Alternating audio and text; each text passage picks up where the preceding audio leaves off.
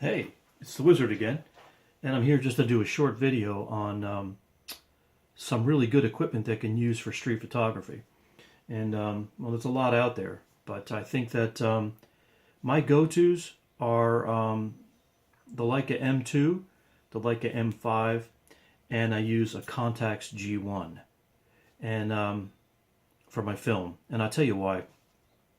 The Leica M2, which is right here, as you can see, I got this on eBay for under $1,000, and it doesn't have a light meter, which is the only downfall. But I've solved the problem, and it's a Leica, and this thing is like a tank. I mean, you can knock yourself out with this thing. I got it on, this whole thing right here was under $2,000. I got this Leica lens also on eBay, and it's the Sumerit 2.5. And everybody, if you're a Leicophile, nobody likes the Sumerit 2.5. They say, it's not built as well. It's a production lens. It's not as sharp, edge to edge and all that. And I'll tell you what, this lens has given me some of the best pictures I've ever seen. It's just totally underrated. So here you go, for under $2,000, you've got a Leica that'll last you and your kids and your grandkids their lifetime, as long as you take care of it, of course. That's a 50 millimeter, and I picked this Carl Zeiss 35 millimeter f2 up, and it is just unbelievably sharp, 35 millimeter to go with my Leica, and it's just fantastic. I mean, you can't ask for anything more.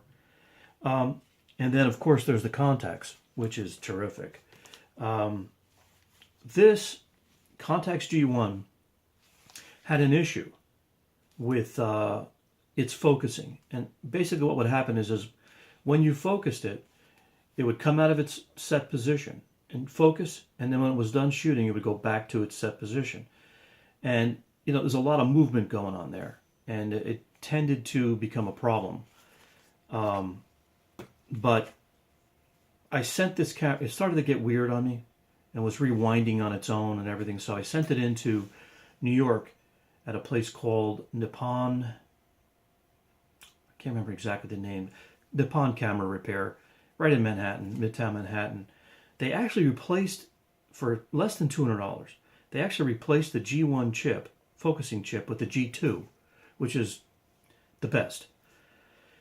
And I tell you, this camera, I picked up this camera for about $300, and I picked up this lens for about another $2. And this is the Zeiss Planar 45 f2, literally considered to be one of the sharpest lenses ever made. I mean, how can you get much better than that? And it's autofocus. I mean, and the autofocus is fast. Now, I do agree with manual focusing. This is my exception because it's such a cool camera. But I do agree with the concept of street photography and autofocusing, because it is faster. Once you get used to it and the zone focusing, put this puppy on f8 for most situations. You put this thing somewhere in between, and you're zone focused for where you shoot the most. And then it's just slight adjustments if you need them. But basically it's just lift and pop for the most part, because you got to get in close anyway. You're setting your camera to get in close, and it's definitely faster than autofocus. It's got to be. It's already focused. And with these sharp lenses, you got no issue. So, and I'll tell you, sorry about that. Slight interruption. I forgot to tell you that even though this doesn't have a light meter, I've solved the problem with this. This is the Gossen light meter. Accurate, made in Germany, not expensive. It is the Digisix 2, and it comes with this. I pop it on the camera, and you can either have incidental or reflective. Accurate.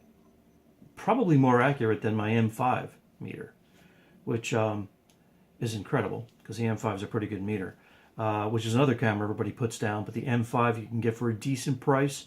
Get them from Japan because Japanese tend to take care of their cameras better than we do.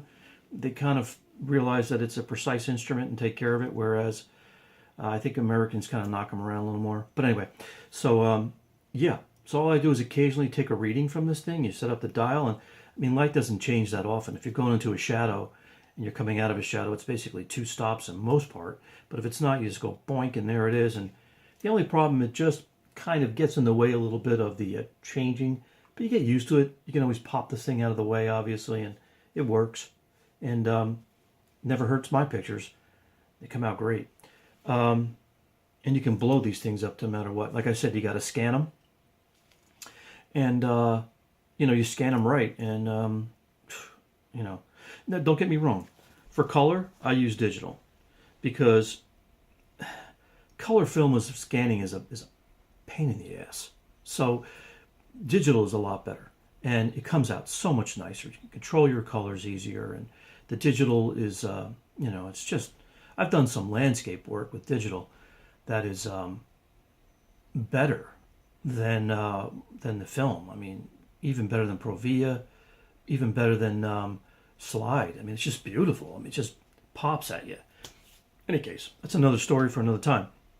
So that's it. This is what you do. I mean, this is all under, like, basically $2,000. I mean, the new DSLRs are more, and this is 10 times better. Oh my God. I mean, like, Zeiss, Leica, need I say more?